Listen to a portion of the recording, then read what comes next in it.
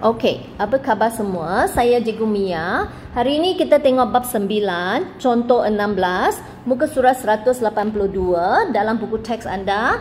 Okey, cari beza pecutan. Okey, tengok masalah ini. Rani berbasikal 3 suku jam. 3 suku jam iaitu 45 minit lah. Okey, 45 minit. Dari rumahnya ke festival kebudayaan. Okay, so dia dari rumah ke festival kebudayaan. Dia mengambil masa 3/4 jam yang diadakan di bandar dengan perubahan laju. Laju dia 18 km per jam. Bermaksud okey, ini perubahan laju dia. Okey. Okey, dan dia berjalanan ke festival mengambil masa perjalanan ke festival mengambil masa kurang 40%. Berbanding dengan pergi, sepatutnya berbanding dengan pergi, masa balik dia kurang. Okey, masa balik dia kurang 40% masa. Okey, dan dengan perubahan laju yang sama. Okey, laju pun sama. Perubahan laju yang sama. Hitungkan beza pecutan. Okey. So apa maksud dia? So kita kira dulu dari rumah ke festival. Ini masa, ini perubahan, ini bukan laju tetapi perubahan. Mungkin dia dari 0 jadi 18. Okey? Itu perubahan laju bahagi masa. Sebab ini jam dan jam sudah boleh kita terus bahagi sebab unit dia sudah sama, maka J kuasa 2, ambil kalkulator tekan, kita dapat 24. So ini pecutan semasa pergi.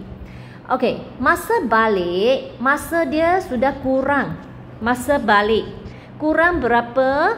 40% daripada masa asal. Itu 40% kurang. Berbanding. So 40% darab masa asal ialah 0.3 jam. So dia kurang berapa? Okey, yang asal itu ini 3/4 jam. 3/4 sama dengan 0.75. Sama. Okey, so dia tolak yang kurang, maka tinggal 0.45 sahaja. 0.75 tolak 0.3. Ini adalah kekurangan 40% itu. So, maka masa yang diambil ialah 0.45 jam masa balik. So, dengan perubahan laju yang sama, maka kita guna 18. Tapi masa sudah berkurangan.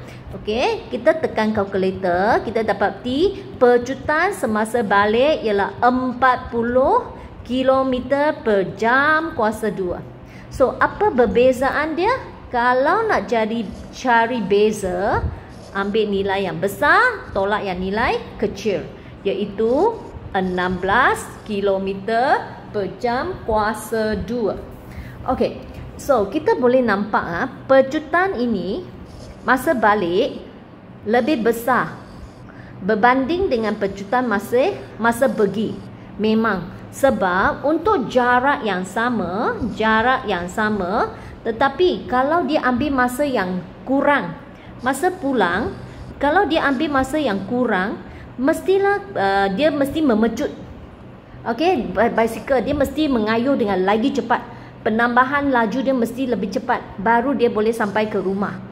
Okey, itu logik sebab masa yang digunakan sudah kurang, maka dia mesti memecut dengan lebih laju. Perubahan laju dia lebih banyak. Dia memecut. Okey, dia mengayuh dengan lebih kuat lagi. Sebab itu dia punya pecutan masa balik lebih besar. Alright. Sebab masa yang diguna lebih kecil untuk jarak yang sama. Okey, soalan ini kita nak cari beza, maka hanya tolak sahaja dua nilai pecutan yang anda telah cari tadi. Okey.